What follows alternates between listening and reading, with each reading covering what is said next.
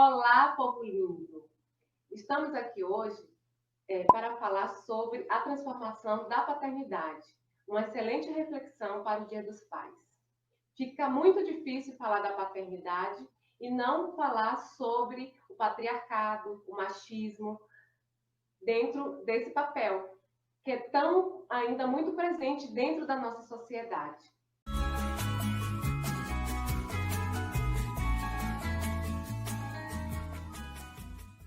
Afinal, o que é ser pai?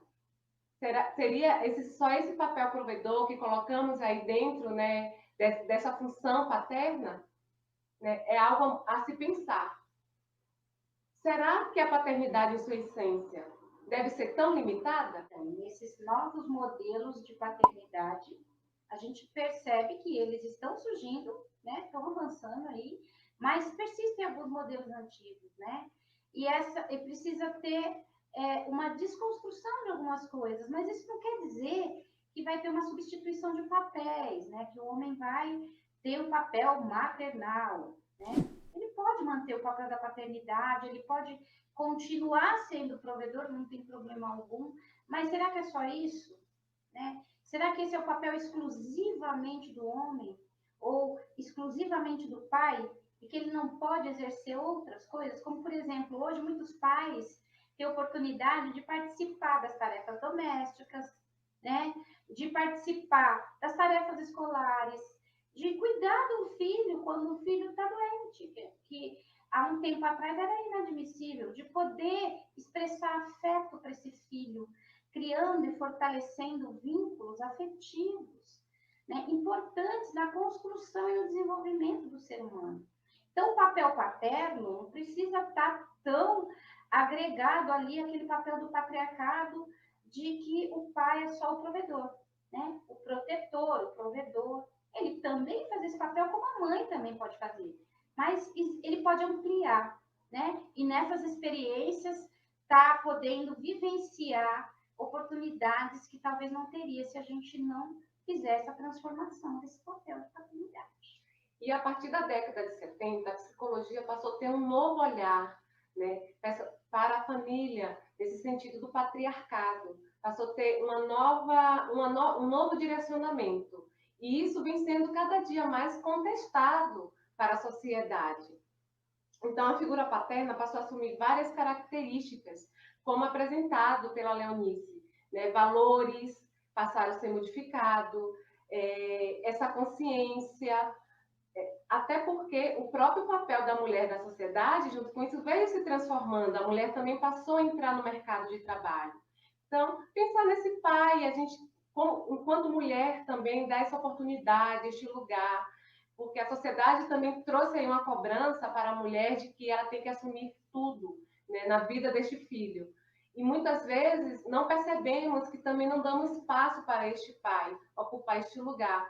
Um lugar tão cheio um lugar que veio aí carregado de longas datas aí, cheia de preconceitos, cheia de crenças, né? O menino nunca pôde brincar de boneca, nunca pôde brincar de casinha, porque isso era coisa de menininha, né? E isso vem se modificando. Então, a mulher, embora lá na forma muito primitiva, ela era preparada para poder exercer esse papel de mãe.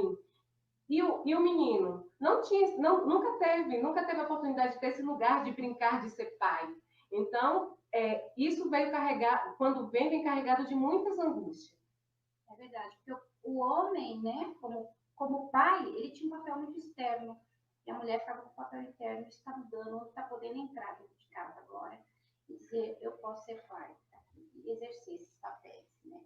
A tendência é vermos cada vez mais os pais mais próximos dos filhos, embora ainda em muitas famílias isso não é muito presente. A gente ainda vê aí que temos que avançar muito nesse lugar, né, dentro da sociedade. Mas a paternidade ela vem aí assumindo um papel social, emocional e cognitivo. Para falar desse tema, convidamos o autor e escritor e diretor de novelas de sucesso, muito consagrado aí na telenovela, Tiago Santiago. Autor de algumas novelas de muito sucesso, como Os Mutantes, Caminho do Coração. Muito trabalhos maravilhosos. A gente vai ter a honra de recebê-lo agora aqui no canal.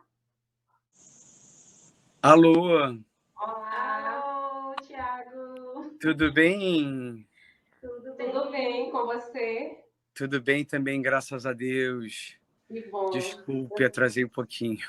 Imagina, tá tudo certo. Fica tranquilo. A gente sabe que você é muito ocupado. Aliás, a gente quer te agradecer muito, muito, muito por você poder disponibilizar esse tempo para a gente aqui. Que prazer. É um prazer. Eu sou Marcela Leonice, somos neuropsicóloga, né? Nosso objetivo da entrevista hoje é levar essa transformação da paternidade para a sociedade, né? E então vamos abrir agora a entrevista com a pergunta. Sim. Tiago, a gente entende que, pelo que a gente acompanha, né, assim, meio de longe, né, da sua vida, a gente entende que você tem uma paternidade, assim, bem gostosa, bem legal. A gente percebe, até pela interação, um afeto, uma coisa legal, uma proximidade, né? Então, eu queria te perguntar o seguinte, como que você enxerga o modo como hoje o papel da paternidade tem sido colocado na sociedade? Então, eu vejo que no Brasil há muito uma cultura de pai ausente, infelizmente, porque na minha vida eu acho a maior bênção é ser pai. E gostaria muito que todos os pais fossem tão presentes e pudessem ser tão participantes da vida dos seus filhos. Infelizmente, isso não é uma realidade no Brasil. Eu vejo que existe uma necessidade muito grande, né, de se reformar essa cultura do pai ausente no Brasil. É verdade, né? Infelizmente, ainda estamos aí caminhando, né, para talvez aí ter uma paternidade próximo do ideal que se espera, até a própria psicologia, mas também é uma paternidade que é carregada de muitas crenças, né? Se a gente observar a criança quando a menina, né, o sexo feminino, ela é meio que treinada para ser mãe quando criança, porque ela ganha uma boneca, ela brinca de casinha, de papai, de mamãe, né? E a figura masculina não existe isso, né? Pelo menos aqui no Brasil, não tem esse olhar. E aí a criança, o homem, ele só se vê na situação, nesse papel de pai, quando ele vai exercer de fato. E aí isso vem com muitas angústias, né? O que é que eu vou fazer agora? Estou com uma criança na minha vida e o que é que eu faço com isso agora? É que o referencial também que tem é sempre esse referencial já construído, né? Da masculinidade como que tem que ser o pai naquele papel, né? E fica muito difícil por conta disso. Quando você fala do pai ausente, às vezes a gente pode entender somente aquele pai que abandonou. Tem também, aqui no Brasil principalmente, é um número absurdo, né, de abandono. Mas tem muitas crianças que são abandonadas pelos pais, que são pais que, entre aspas, estão ali, presentes, convivem na mesma casa, né, e vivem também em situação de abandono. Sim, Então, muitas vezes o pai ele se pensa apenas como provedor, né, com a obrigação de comparecer financeiramente, e ele não percebe essa necessidade de estar presente no dia a dia. Eu mesmo tive um histórico de ter um pai que trabalhava muito e que eu só via final de semana. Então, muitas vezes o pai está dentro de casa, mas o filho praticamente não encontra, o que é uma pena. Eu acho importante que haja esse tempo não só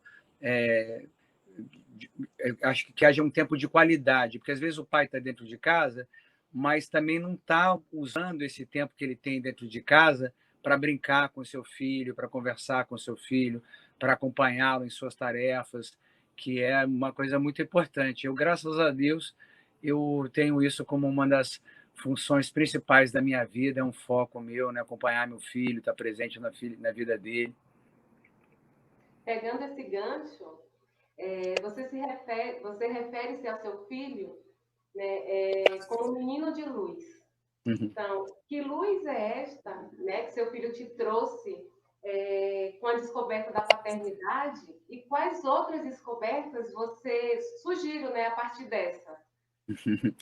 Então, comecei a chamar ele de menino de luz, porque quando ele estava sendo gerado, né, na barriga da mãe dele, ele aparecia na novela como menino de luz. Então, isso ficou nas nossas vidas, que ele é meu menino de luz.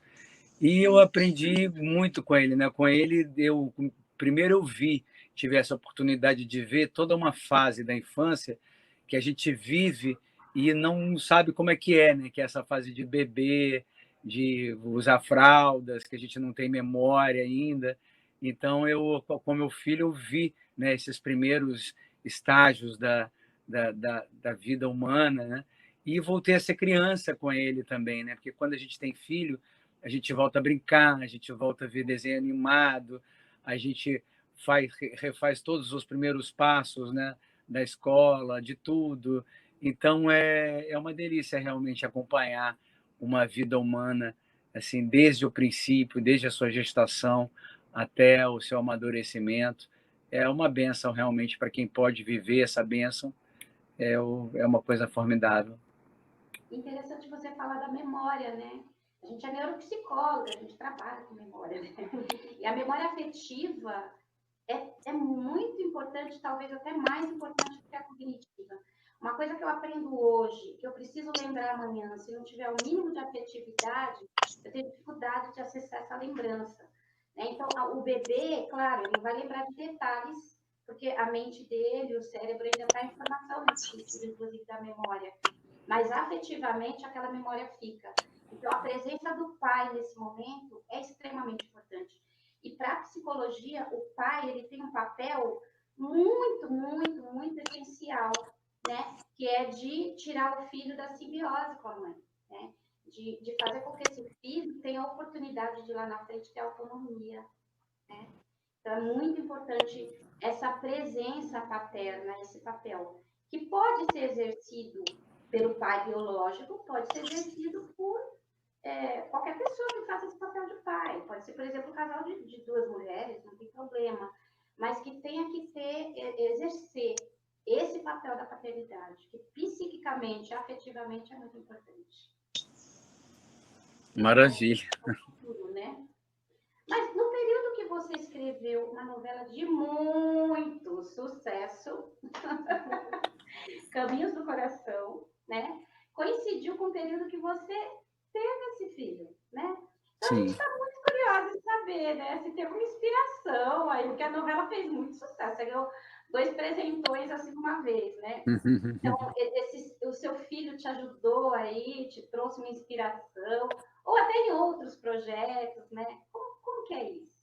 Foi um momento de muita realização, né? Estar com essa novela de sucesso e me tornar pai nesse momento em que estava acontecendo todo esse fenômeno que foi a novela dos Mutantes. E sim, eu acredito que eu tive muita inspiração do meu filho, desse amor que eu sentia, vontade de criar um mundo melhor. E até hoje, quando eu escrevo, eu penso escrevendo que meu filho um dia vai ver. Então eu faço não só para mim, mas eu faço para ele e através dele para todas as crianças. Então ter um filho sempre é uma fonte de motivação muito grande, né? É muito bom, que realmente dá propósito na vida. Quando a vida tem um propósito, né? O trabalho, tudo, né? A gente realiza com esse amor que não é só um amor egoísta, né? Que é um amor que transcende, que é uma motivação maior. Muito legal. Muito legal. Você deu mesmo. Então, Tiago, sabemos que o ser humano ele passa por diversas fases do desenvolvimento. Como você acompanha a mudança do desenvolvimento do seu filho? No sentido de, como a criança ela vem passando por etapas, o pai também precisa passar por essas etapas, né? E aí, como é que você vem acompanhando essas etapas do seu filho, né? Desde quando ele era lá pequenininho, porque o pai que você era quando ele era criança, hoje você já é um outro pai, né? Essa transformação também acontece com o pai, não só com a criança. Isso é muito verdadeiro, né? Eu vejo que hoje em dia eu tenho mais paciência do que eu tinha, assim, menos ansiedade também, porque logo no começo, quando eu era pai, a gente fica ansiedade para a criança engatinhar, depois para a criança andar, depois para a criança falar, depois para largar a fralda. E aí, com o tempo, eu vi que essa ansiedade uma bobagem, porque, na verdade, aquela criança vai andar, aquela criança vai falar, aquela criança vai largar a fralda. E assim, com tudo na vida, a gente tem que ter paciência mesmo, né, de saber que a criança está num processo evolutivo. Ele agora está com 12 anos, caminhando para 13, então está naquela fase de pré-adolescente, que muitas vezes demanda uma enorme paciência do pai e da mãe, né, porque é uma fase de muita contestação, de uma certa rebeldia, tem uma explosão de hormônios, né? Então a gente tem que dar a educação. E assim, a gente tem, desde isso deu um pulo enorme no tempo, né? Mas voltando lá atrás, na época de criança, né? Também a questão de aprender a dar os limites, né, para a criança também é tão importante, de saber dizer não, de saber mostrar perigos, de realmente educar, né, no sentido de ser uma pessoa gentil, que tenha um olhar para o outro, de que não tenha um olhar apenas egoísta. Enfim, são vários momentos da vida aí que a gente vai seguindo e que é muito bom, né? Sei que também em algum momento ele vai caminhar sozinho, não vai mais precisar tanto do pai e da mãe quanto hoje. Então, enquanto nós somos essas pessoas referências mais importantes da vida dele, né? A gente vai fazendo aquilo que a gente pode, passo a passo, dia a dia. Sempre é dia a dia, sempre é momento a momento. E vamos que vamos. Nossa, muito interessante que você falou da paciência, né? Até porque quando nasce uma criança, nasce um pai, né? Nasceu um pai. E essa criança, a gente fica mesmo naquela expectativa, né? Tanto o pai quanto a mãe, né? Ai, quero logo que fala. Tá? E às vezes chega um momento que ele vai desenvolvendo e dá vontade de falar assim, peraí um pouquinho, que eu queria te ensinar isso, mas você já está sabendo, né? E vai criando uma autonomia mesmo. Isso é muito, muito importante, né? A gente entender isso e ser um pai que trabalha essa paciência, mesmo ansioso, que coloca para o filho um pouco de confiança, né? Até para liberdade, até para errar, no caso, orienta, mas dá esse apoio. Olha, não é, mas se errar, estou aqui, né? Do teu lado. E para isso precisa desenvolver, construir uma relação, um vínculo forte de conhecimento, né? Eu preciso conhecer meu filho. Se a criança vai mudando, a gente tem que ir conhecendo. Peraí, mudou, tá diferente aqui, ali, né? Às vezes assusta um pouco a adolescência, né? Parece até que alguém abduziu, né? Aquele nenenzinho pequenininho, e de repente vê outra pessoa no lugar, porque muda. E acompanhar essa mudança tem que ter extrema sensibilidade. E é isso que a gente percebe que você tem. Muito obrigado. A adolescência é uma fase muito, até para a criança, é uma fase de luto, porque eu não sei se eu deixo de ser criança, sou um pré-adolescente, sou um adolescente, ao mesmo tempo essa adolescência também requer uma responsabilidade desse adolescente, mas eu não sou adulto, o que é que eu sou? Né? A própria ciência, ela veio estudar a adolescência de uns séculos para cá, século XIX, se não me engano, era estudado o adulto, a terceira idade e a criança, mas a adolescência, a ciência vai começar a se aprofundar agora. Então, assim, tem um estudo na Austrália, por exemplo, que traz, eles acham que a adolescência dessa nova geração vai até os 24 anos, a pessoa passa a ser adulto com 24 anos. Né? Então, assim, é super interessante essas modificações, transformações, e que a gente tem que estar sempre ali atento, acompanhando os nossos filhos, né? Dentro desse processo de desenvolvimento. Verdade, um pai bem orientado ajuda muito. Porque se para a criança, quando está se tornando adolescente, as coisas ficam muito confusas, né? Se o pai se perde no meio disso tudo, aí fica complicado, né? Então, um pai firme que dá limite, mas que também dá limite com carinho, com amor, com paciência, e que o filho pode confiar que ele está ali, é muito importante nessa fase.